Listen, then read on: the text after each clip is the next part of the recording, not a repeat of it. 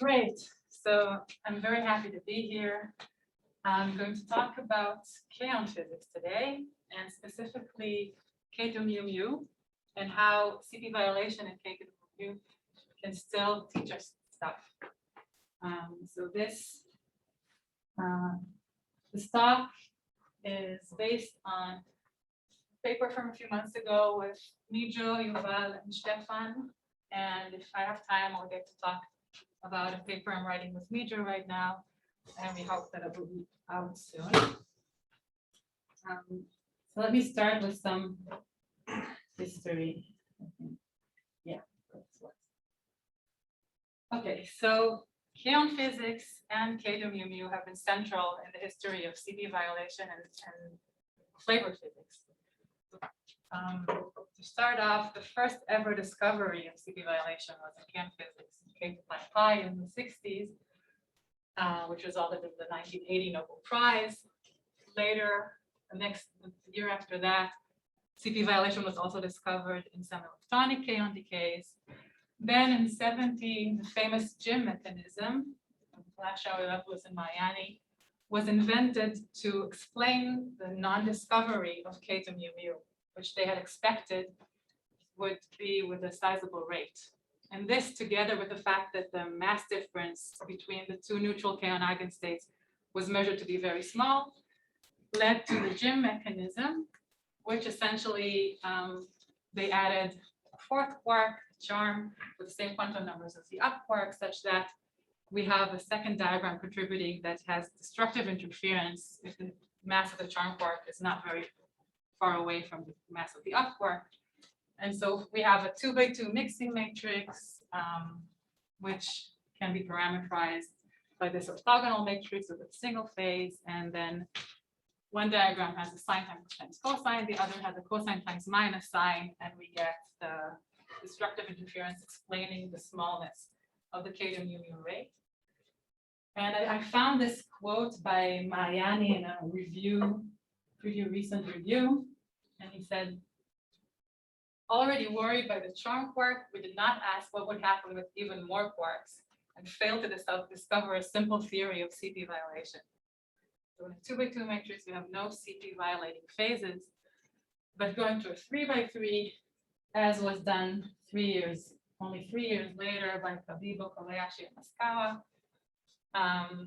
then we have, with regeneration, a physical CP violating phase. And this resulted in the 2008 Nobel Prize for Kobayashi and Maskawa. In 74, the same processes, K2 mu mu and the delta M, were used by Marie Gaillard and Benjamin Lee to predict the mass of the charm particle, and it was experimentally discovered that same year. That also resulted in a Nobel Prize for the experimentalists. And also the first discovery of direct CP violations, CP violation that comes from the decay amplitude, was in Kaon physics. So a lot of exciting stuff. The last one, more than almost 30 years ago. And now we have our famous CKM matrix. 3x3 unitary matrix. We have one physical CP violating phase. This matrix is an input in the standard model, so we have to measure its parameters. And so any first measurement of a parameter can be thought of as a calibration. And then from the second measurement on, we have tests of the standard model. And so, of course, we would like to test the standard model in as many independent ways as possible. So we would like to measure these independently. And this will be the focus of what I will talk about, how to have an independent measurement in a different system that tests the standard model very cleanly. And all of the processes that we care about here always involve hadronic physics. I drew the squiggly line to remind me that it's to talk about how messy hadronic physics is and how it's not easy to get clean information from measuring these processes. What is the connection of theta, QCD? Oh, yeah, sorry. So the CKM matrix is the origin of all CPV processes, but that's except for there's another CP violating parameter in the standard model, but we know that it's experimentally, we know it's very small, so it's irrelevant to what we're discussing. Yeah, it's not the only CP violating parameter in the standard model, strictly speaking. Okay, so when we talk about the CKM, we like to use the Wolfenstein parameterization, where we have a small parameter lambda, and we can see that the diagonal elements are close to 1, and as you go off the diagonal, you are suppressed by higher orders of the small parameter. And also there is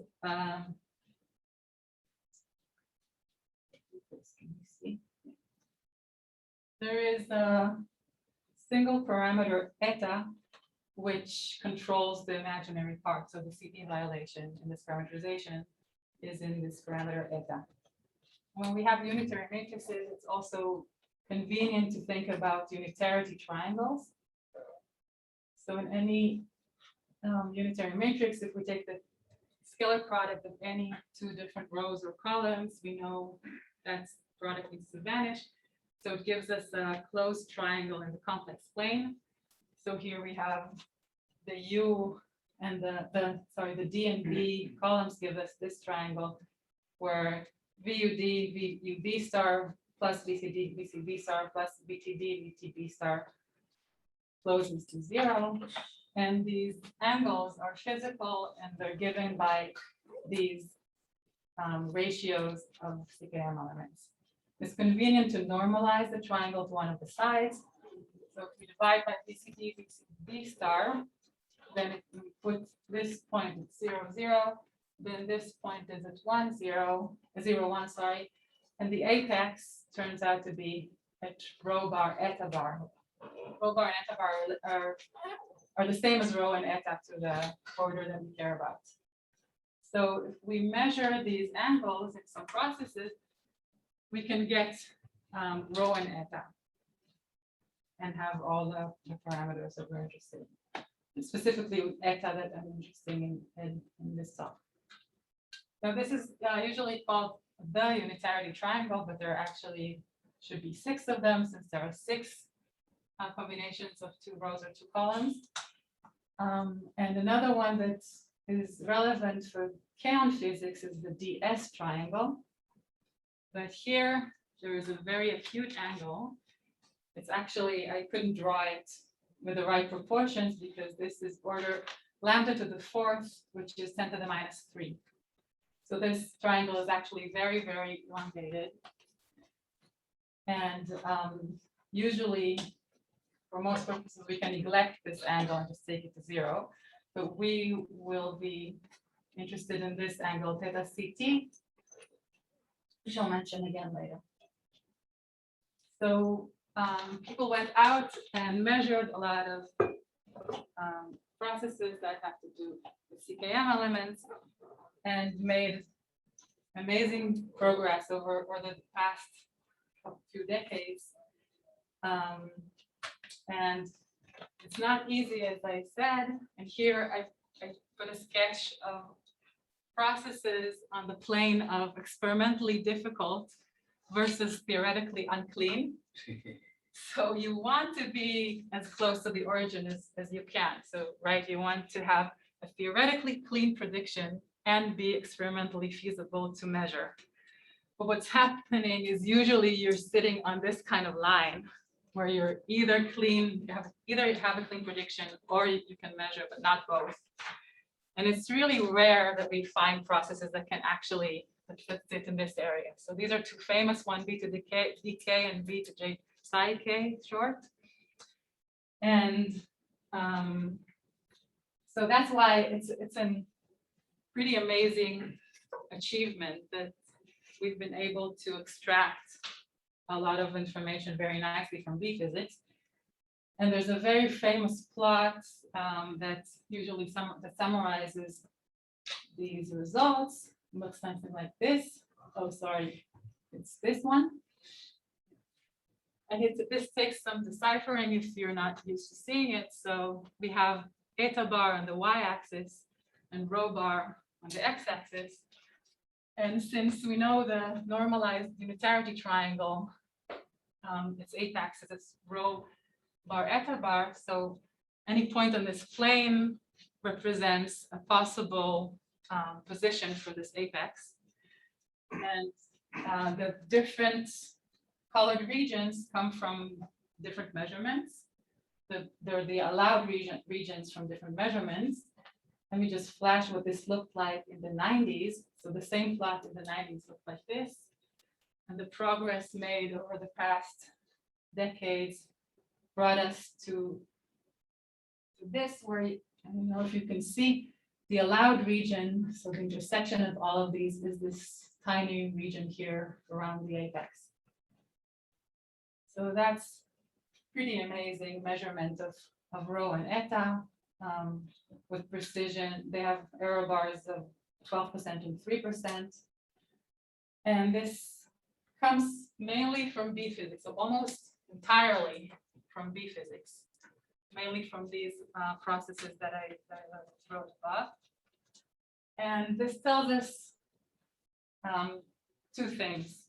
One is that we're at the precision era. So we can take this as saying we need very precise predictions and very precise measurements if we want to proceed and check the standard model to better precision. And another avenue that we can pursue is we can say this is all from B physics. What is the picture from Kaon physics? So could it be that if we took Kaon measurements and extracted the same information, we would get something very different? So the only Kaon measurement here, I just manually erased all the others. I'm sure I can find it somewhere. Is this these two bands from epsilon K? So that's the only thing we have from Kaon physics right now. And if we could get more measurements from Kaon physics on this plot, we would have a totally independent, in a different system, measurement of the same CKM parameters. And that's of great interest to the community, of course. And for this reason, the Kaon program currently is focused around these two processes, K to pi nini bar, the charge and the neutral one. And the reason people are looking at this and spending a lot of time trying to measure these is because these are very theoretically clean. Both of them are CP violating and very theoretically clean. The charge mode is being measured at NA62. They actually have a measurement that's 2 sigma away from 0, but they aim to have a 20% sensitivity to the standard model, so they can get a discovery of the standard model value. And this measurement is sensitive to the real and imaginary part, to function of the real and imaginary parts of VTS star VTD. What exactly is the measurement you're referring to? Right, there are like many things you can measure about that. I think they're measuring the total rate. Total rate. And the reason it's clean is that there's an analog process, like with a mu and a nu, where you can understand the hadron physics. Maybe Right. I'm just thinking there might be people who don't know all that sort of. Yes, you're absolutely right. I think they take the hadronic matrix element from other very well measured processes, and then the rest of the prediction is very clean. What's the time scale to get to this 20%? I think it's a few years. I'm not sure exactly how many, but it's definitely should be close. We already have 2 sigma away from 0. And, yeah. And then the neutral mode is searched for at Koto, which is in Japan. And it is sensitive to just the imaginary part of VTS star VTD, which gives us just eta. So this would be a very clean measurement of eta. Koto had some headlines about 2 years ago when they opened the box and they expected 0 events and they had 4. And that was a big thing, but now they have readjusted their background estimates and they claim that it's consistent with the background. So this is very challenging experimentally. We have missing energy in the final state. And but the hope of this program is that with both of these modes measured, we can have both eta and rho measured entirely from Kaon physics.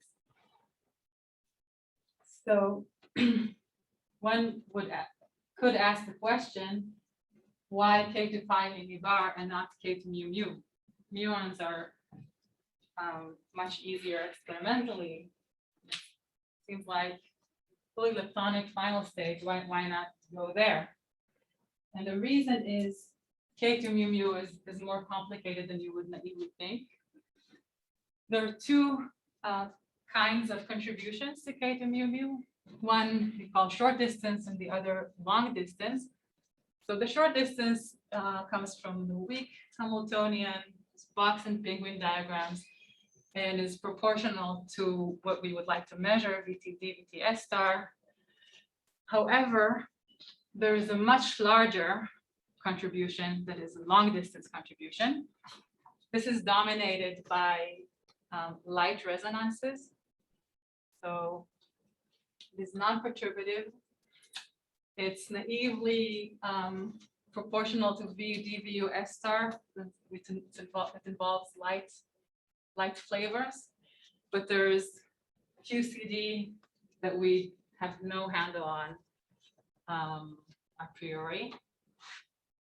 And this is the reason that K to mu mu has been considered very unclean, theoretically. That's my question. Why it's K to mu mu and not K to E? What's the difference? Yeah, the rates are proportional to the lepton mass. So K to E is So there's suppressed. a correlative suppression of that. Oh, yeah, there's a correlative suppression in both. Sorry, another nice question. Yeah, sure. Can there be other V dependents on the right side? Besides VUD, VUS star? Like what? I don't know. Yeah, so Because you said naively, so I was wondering, do you just mean that the QCD, the long distance part I of mean, this? the quark picture is not the right picture to think about here, but if you want to think about the quark picture, so these are the kind of phases that would come in, and there are no heavy flavors that are involved in this. Sorry, coming back to your previous process. So what happens there if you replace K to pi nu, if you replace it K to pi E? Right, because, okay, so this is dominated by these kind of diagrams with 2 on-shell photons. This is the neutrinos don't couple to photons. Right. So you don't have these kinds of, there are no long distance contributions in I see, K to pi and E bar. That's nice clean.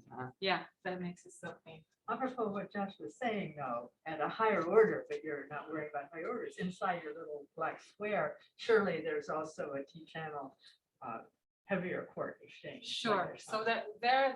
But it's not like that's. The all reason there. I'm saying things, it's a bit ambiguous, the distinction between short distance and long distance. We could say long distance is on-shell physics, but then the same on-shell diagrams, you can always put off-shell and they would also contribute to the off-shell. So here I'm really thinking about on-shell, which would need to be light. But yeah, you could say that's higher order. Okay, so what I'm actually saying is that if I go back to this sketch, K to mu mu is should be easy experimentally. We know how to find charged muons very well, but theoretically, it's very unclean naively. And what I'm going to try to show you is how we put some things together and constructed an observable that is very clean. So we want to put K to mu mu in the nice zone You notice that the arrow is not exactly horizontal, so there's some experimental difficulty.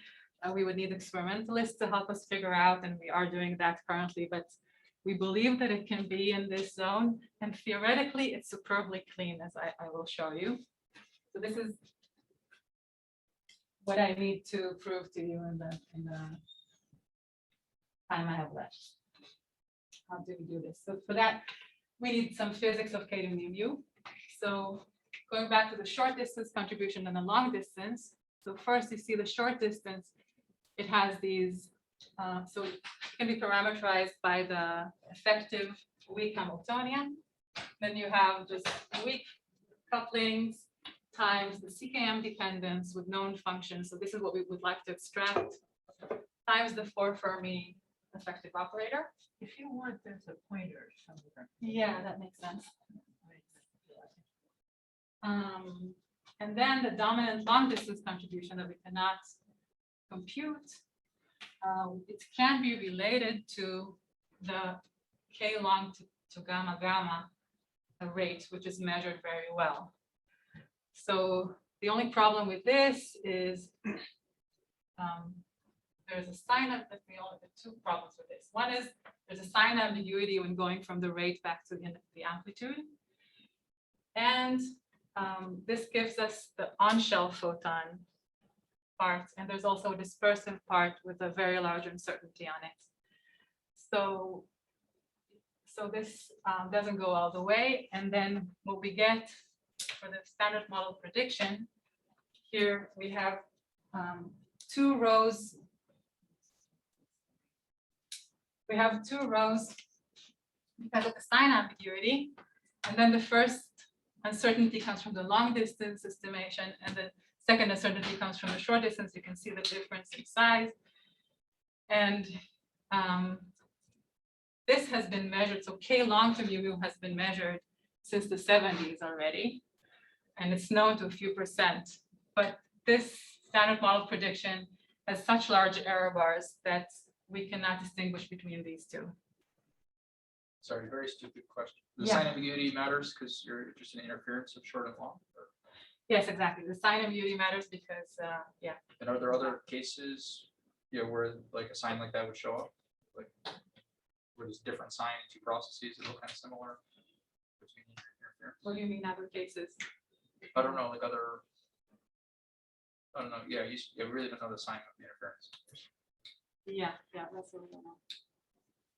I have a question. Is it something which lattice may help? Is essentially K gamma gamma form factor possible? I'm not Is it anywhere sure, close? actually. I don't know why is it so difficult? This is something I need to understand a bit more. I just know that it's a long distance, large error bar, so we want to get rid of it. But yeah, I don't know how much can you progress with the lattice and stuff. They should check that. I'm a little confused. You said it's measured how long ago, but the top line in your lower white box is the theory, right? Or- Yes, all of this is the theory. And what's the experiment? I mean, you said that Yeah, errors yeah. are so big that it spans 6.85 to 8.11. Is that what The error bars on the theory predictions are large. The error bars on the experiment are a few percent. Right. But yeah, so So then K you long could- to mu mu is you now sort of measured. imagine that the experiment could choose a sign for you. Yeah, exactly. So this is 10 to the minus 9. So you see that Favors the first it's one. closer to this in central value, but since the error bars here are so big, this is also consistent within 1 sigma or 2 sigma. Okay. 2 sigma, I think. Yes. So both are consistent within 2 sigma with the experiment. But the Okay. sign is the only thing that's different, isn't that right, from the top to the bottom? And what Yes, you the have- sign of this contribution, which But is then that- is that interferes fundamental? destructively. I mean, why would you particularly care to know that sign? So it's the sign of this contribution, which then interferes with the short distance contribution. So it can interfere either destructively or constructively. Right. So that's why this rate can be larger or smaller depending on Right. that sign. I Maybe I didn't get understand the that. question. I think I'm failing to understand. So you're really wanting, if you had a way to predict that sign, you still have the problem with the big errors on the Yes, prediction. yes. Okay, okay, but that would be on their way to trying to have a more accurate prediction. Yes. In case short to mu mu, the situation is pretty similar, except this hasn't been measured yet. There's only an upper bound. There's a recent upper bound from LHCb, which is still 2 orders of magnitude from the standard model prediction. So, but here you can see that the long distance dominates by far over the short distance again. And I took these from a paper by D'Ambrosio and Kitahara. And in the same paper, they also emphasize the importance of trying to measure the interference term between K long and K short. So here we just have the 2 different branching ratios. And what we actually did is took their idea of measuring the interference and took it one step forward and to understand exactly what that interference would give us.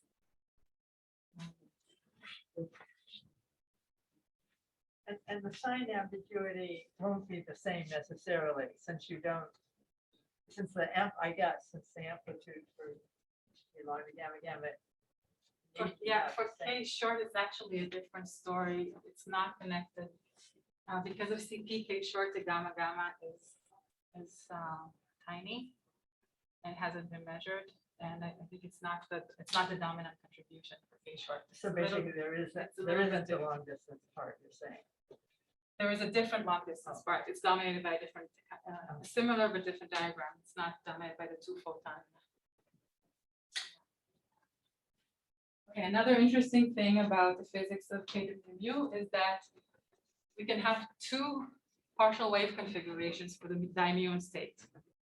So we think about the Kaon is a scalar, so it has a pseudoscalar, but it has spin 0. It has J equals 0. The dimuon final state can either have spin 0 and L equals 0, or S equal 1, L equal 1.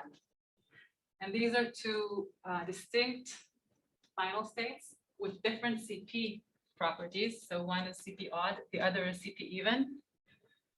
But we cannot distinguish between them experimentally since we don't measure the polarization of the muons. So in practice, we measure the incoherent sum of both of these. So we have dimuon state with opposite CP, and we're measuring the sum. So this adds to the complexity of this measurement. Is this clear? Then, okay, I thought I'd just stop here for a second to see if there are any more questions and then tell you what I'm going to tell you next. So I've tried to give some perspective on why I think this is interesting. And then I presented the challenge, which is to extract clean information from K to mu mu, even though we have long distance physics contaminating our prediction negatively. Now I'll try to tell you the gist of our solution because it's a fairly simple idea. And then I'll go into the details of how it works. I will give you our estimate of what is the experimental feasibility to measure what we're proposing to measure. And then if I have time, we'll talk a little bit about future directions and I'll conclude.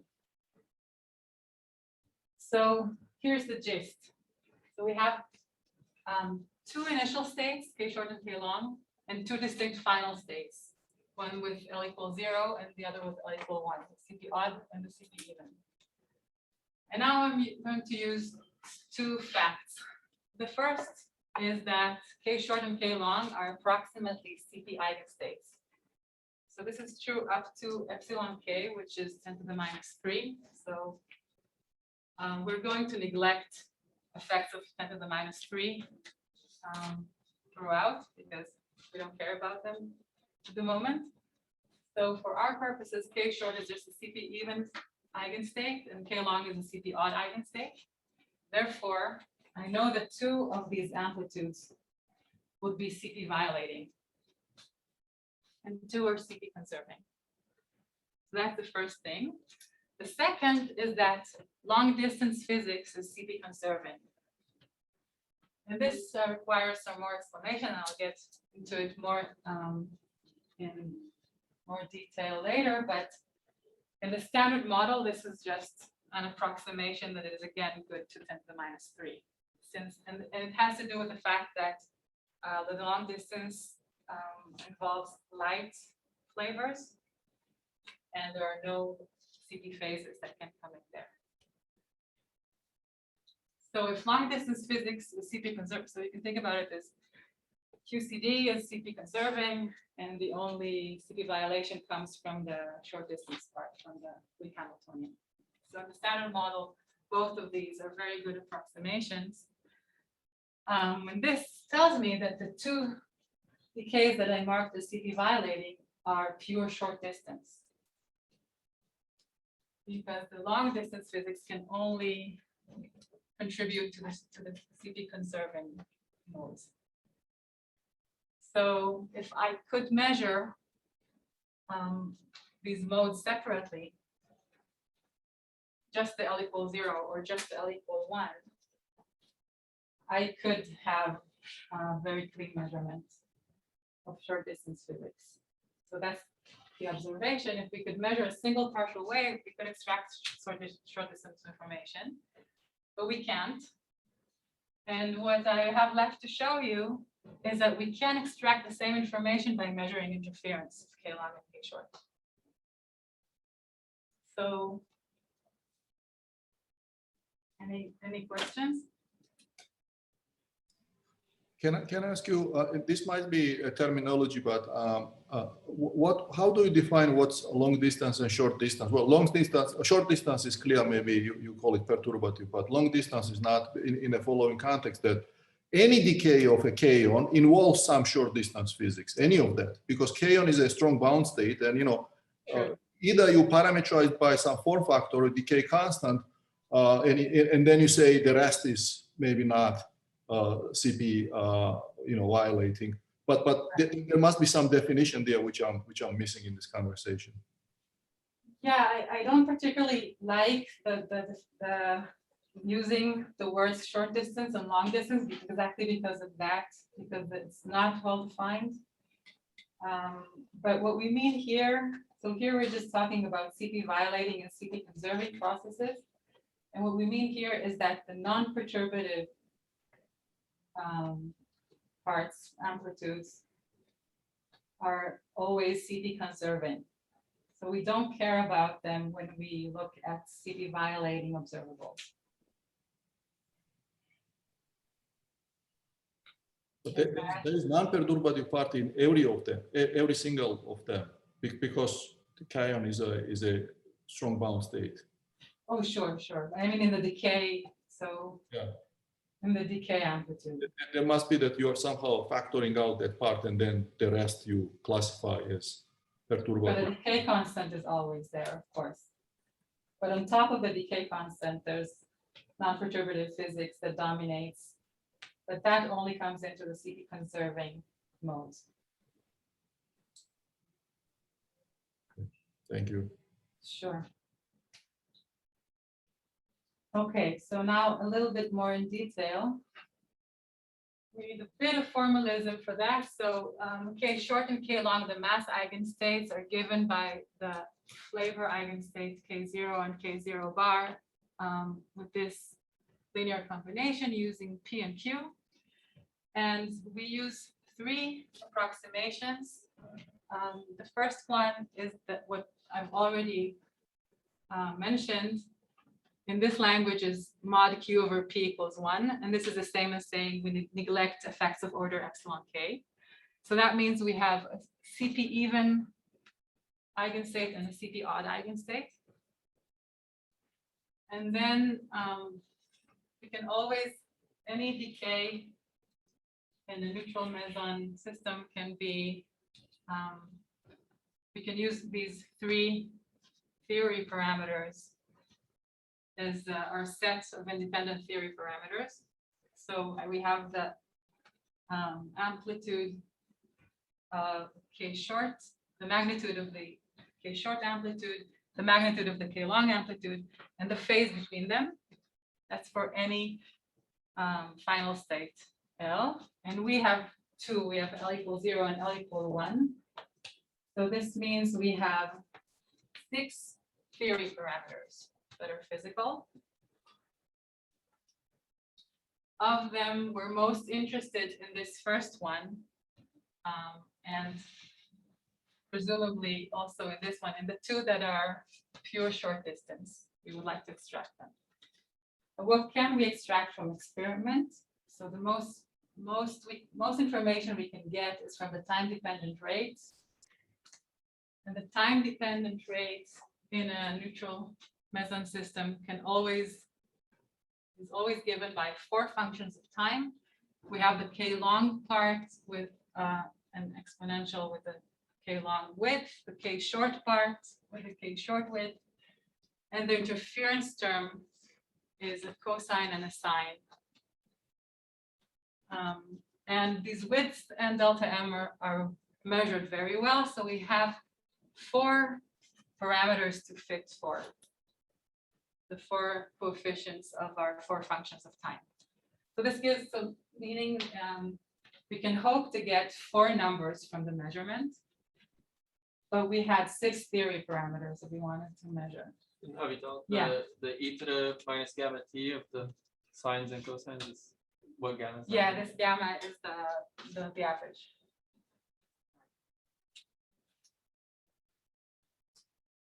Okay, so here comes another approximation. So the standard model is this is an approximation. In general, if you want to extend beyond the standard model, this would be an assumption that CP violation only appears in L equals 0. So in the standard model, this comes about because of it's a property of the leptonic current. Since in the operator, the short distance operator, the leptonic current is vectorial, which means it's CP odd, then that operator only contributes to the CP odd final state. If we had scalar current, for example, in the theory, that would ruin this assumption. But in the standard model, and in any, so the standard model also appears at higher order, of course, but that's negligible. So the standard model is a great approximation, and this holds in any DSM in which the leptonic current is still vectorial. So that means if there's no CP violation in L equal 1, then we can cross out one of the modes, which means crossing out 2 over 6 parameters. So they just vanish, and we're left with 4. The slash should have been on the 6, and we're left with 4 theory parameters and 4 measurements. And one of the theory parameters is the one that we want to measure. This is the one that is a pure short distance. Okay, so this I've shown you how to. Okay, oh yeah, I should show you this the relation between the coefficients and the theory.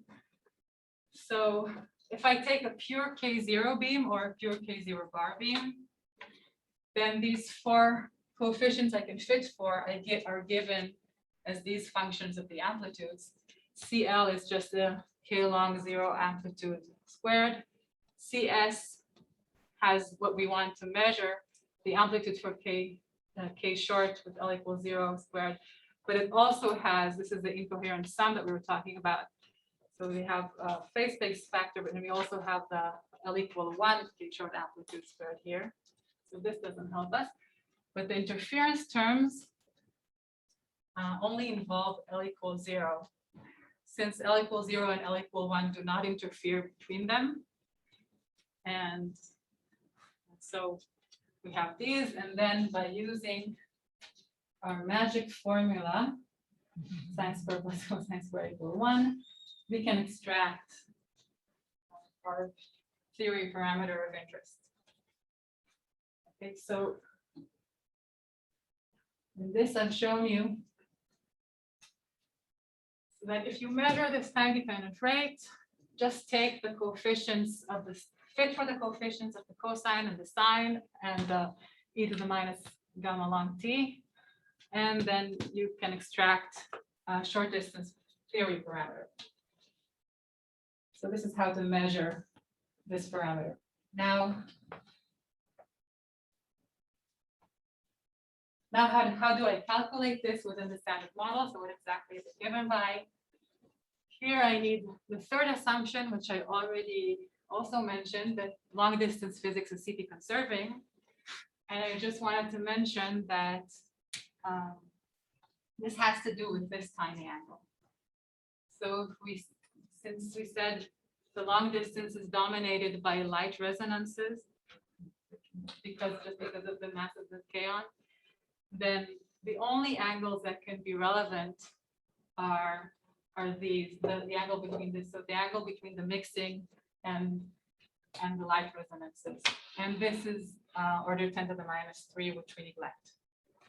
So if we take this assumption that long distance physics is CP conserving, then we can calculate this theory parameter easily from the short distance, the weak Hamiltonian.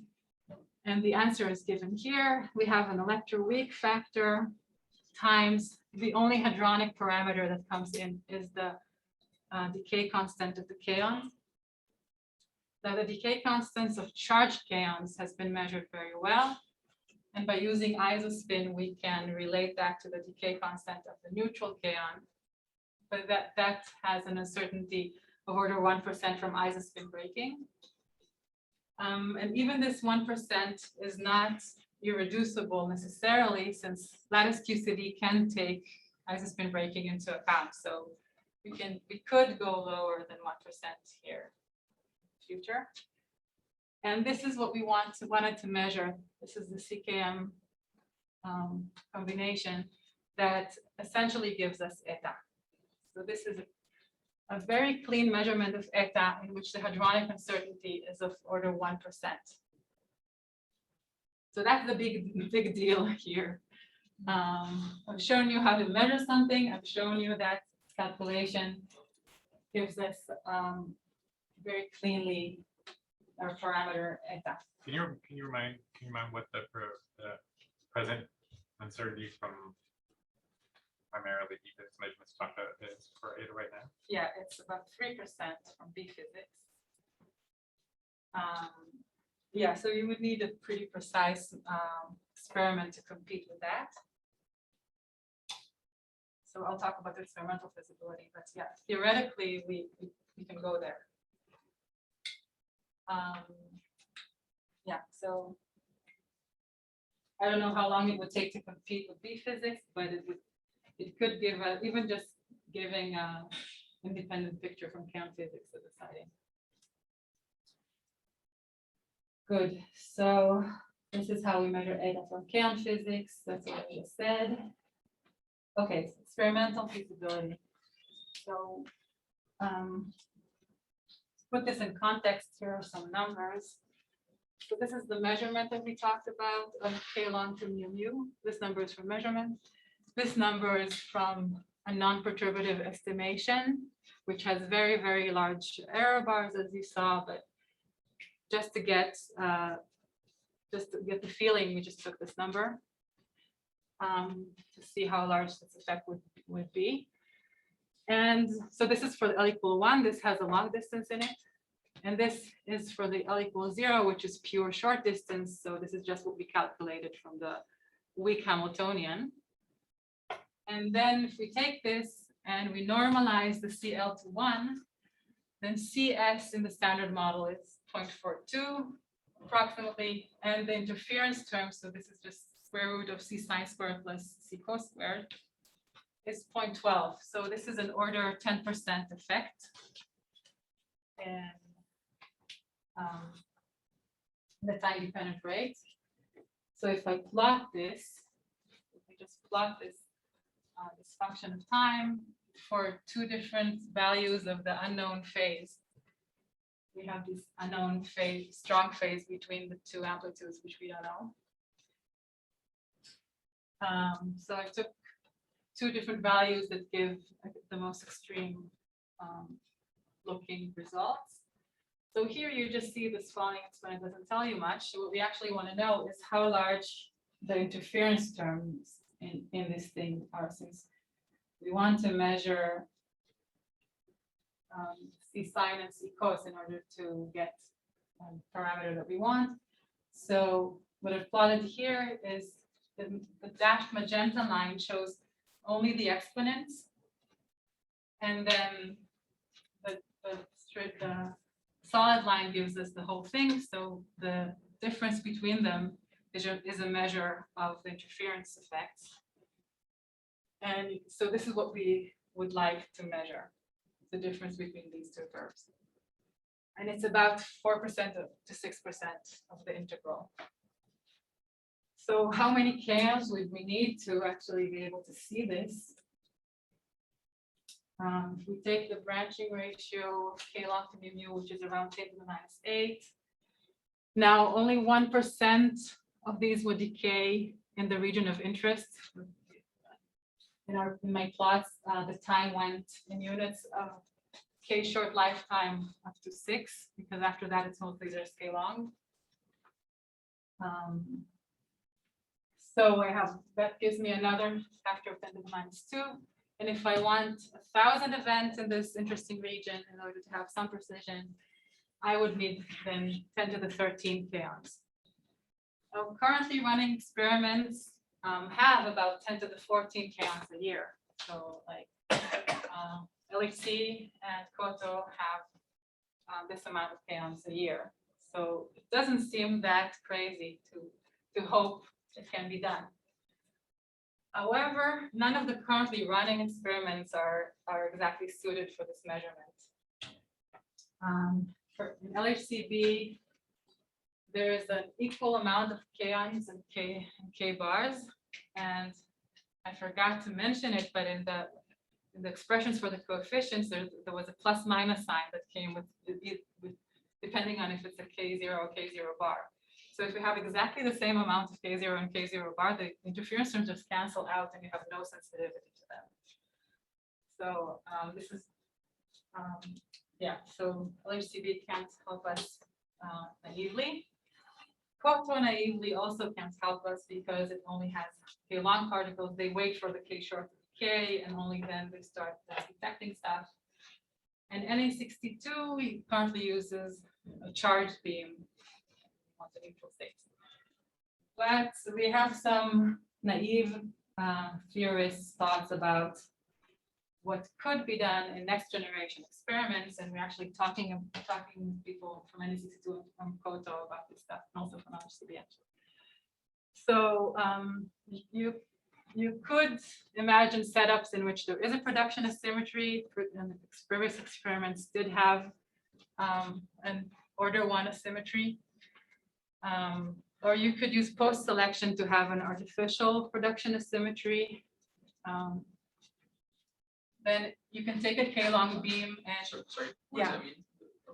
Oh yeah, if you tag stuff that comes with K0 but not with K0 bar, and then you can have a data set that has an post-selection I see. And that's something you asymmetry. can do cleanly at LHCb.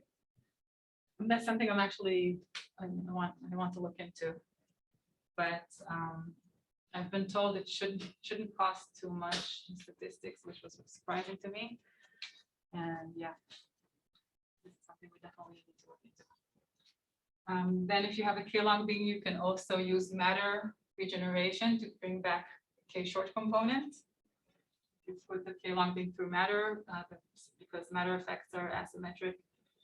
It would bring back the K short component, but you would pay a fine of regeneration and suppression. And actually, Na62 are thinking of using a neutral beam in next generation. So there are some people there looking at our proposal right now and trying to see if it's could happen there. So this makes us very optimistic that this can actually happen in the foreseeable future. In your comparison to Na48, I don't know where Na48 is in kinematics. Yeah, you're right. Is it- are Exactly, you it's saying that- energy dependent and Are you trying to say that based on that 0.3, LHCb would also have an asymmetry or what? I didn't quite understand the thrust of that. yeah, you actually caught me on a point that I understood after I made this slide a long time ago and I forgot to change it here. Because the fact that there's equal amounts is, as you say, just energy is energy dependent. Or kinematics, like rapidity dependent things. Yes, exactly. So the reason NA48 had 0.3 is because they were using very different kinematics. That's true. But just saying, there are setups in which this is possible. So we could imagine an experiment that would do that. Plenty of these event generators would probably give you an idea Right, of what you could do with LHCb. right. Yeah, we should definitely look into that more. Yeah. Just okay, like- Sure. Can. Okay. So what I'm working on with Mijo, who's a PhD student at Cornell now, is looking at what can new physics do for this interference effect. And there is a model independent bound on this C interference, which is it can be, so this is just from the LHCb bound on the rate of K shortening mu. This can be about 36 times the standard model value. And there are several models that can easily saturate this bound without running into any trouble from different other measurements. So if we saturate this bound, this thing that we looked at before for the standard model, so here this goes up to 2 and here this goes up to 25. So this is a much larger effect, and also the interference effects take up much more of the integral. Sorry, naive question. Yeah. This bound, there's no possible cancellation between the new physics and the standard model piece? Like, are you Yeah, assuming good that question. you're assuming CKM fit in the standard model to set it? I don't need to assume anything because L equals 0 and L equal 1 do not interfere. And the short distance is only L equals 0. So I'm just, I'm only taking the standard model plus the new physics model that I'm taking, which I know the phases of, and I know exactly the interference within that. Okay. That doesn't interfere with the long distance part. Okay, so then the only assumption is like a single operator. Yes. Do I assume single? Yeah, I first, I For the would, new physics, because there could be cancellation to new physics operators. sure, but I don't need to assume that to say that this is. Oh, sure, yeah, fine, Yeah. center C. Yeah. Yeah, for a single, yeah, for any, Yeah, you're not actually mapping it into an operator. You're- okay. yeah, I'm just saying how large this effect can be in this. Okay. Totally model independent. Okay, so, yeah, so this is different enough from the standard model that we would definitely know that it's new physics if we saw something like this, and we could also take out the short distance physics, assuming, of course, we satisfy the 3 approximate assumptions that we made. That is, new physics would have to comply with, it only comes into L equals 0 as a standard model, and it doesn't bring any new non-perturbative stuff that somehow mixes with the Kaon and messes up that the saying that this long distance is conservative. So we think this is very good motivation to go out and measure this thing. So let me conclude.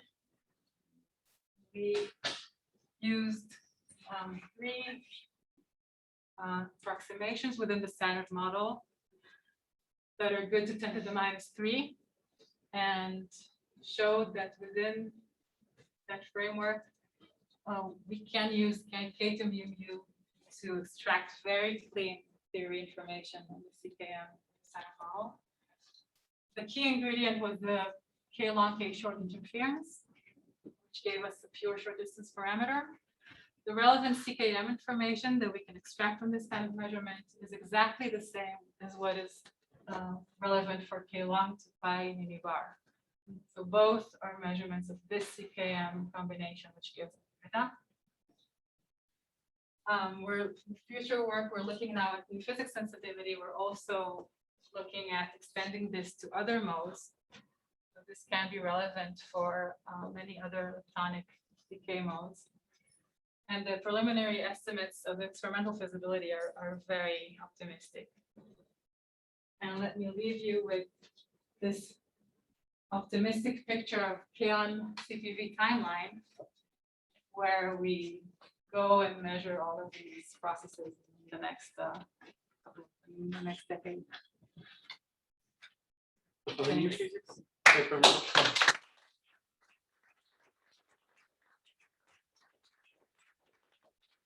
comprises with single operator, as I was saying.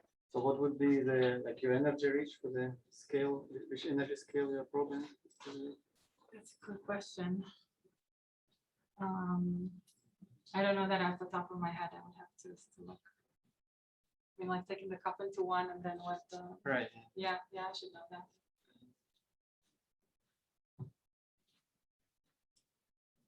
what is the type of operator that could contribute? Yeah, so there are vector operators and scalar operators. So there are like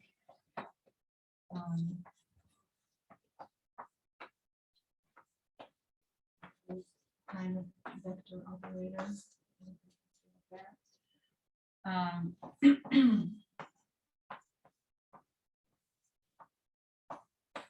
Is that what you mean? Yeah. Yeah, so there are 4 vector operators, so this can be either Q or D, and this can be either L or E. The left hand and the right handed. The 2 that have the left-hand doublets also contribute to K to pi mini bar, and then there are interesting relations between the 2. But the 2 that have the left-hand signet only contribute to mu mu and can be bumped up much higher. There are also scalar operators. Are you sensitive to the first case with the doublet, given bounds on? Yeah, so you still have enhancement.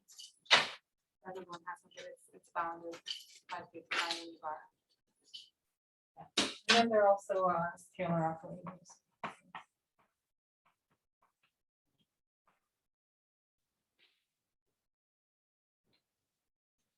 Any other questions for Avital?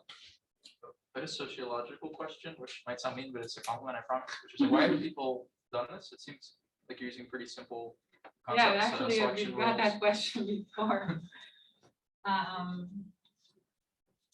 So I think the reason is we went back and we used like modern language to look at stuff that hasn't been looked at for a long time.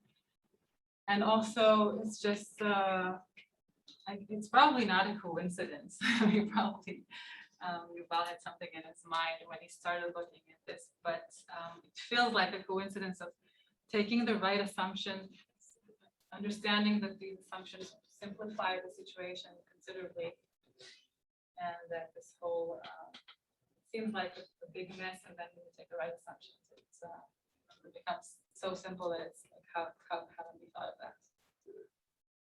That's my explanation. So can you use, is it interesting and feasible to use these techniques in the B meson system or D meson system also? Or is there a reason it's only possible for chaos? Yeah, I'm really interested in that. For it, so in B physics, the corresponding processes, the long distance is tiny. This has to do with CKM stuff. But still, I think I was thinking maybe this could reduce the uncertainty on that long distance contribution. In D meson processes, the long distance is 10 to the 6th larger than the short distance, and it just drowns out. And yeah, I don't think there's much to do there, but I haven't looked. But if it works there, then it would be incredible, right? Or not? Yes, it would. But I think then then you can't neglect certain things that we neglected here since I've been to the 6 rulings, even if you have small parameters next to that. I tried to look at that, and my first impression was it would be difficult to do something there, but I definitely want more. Next to that.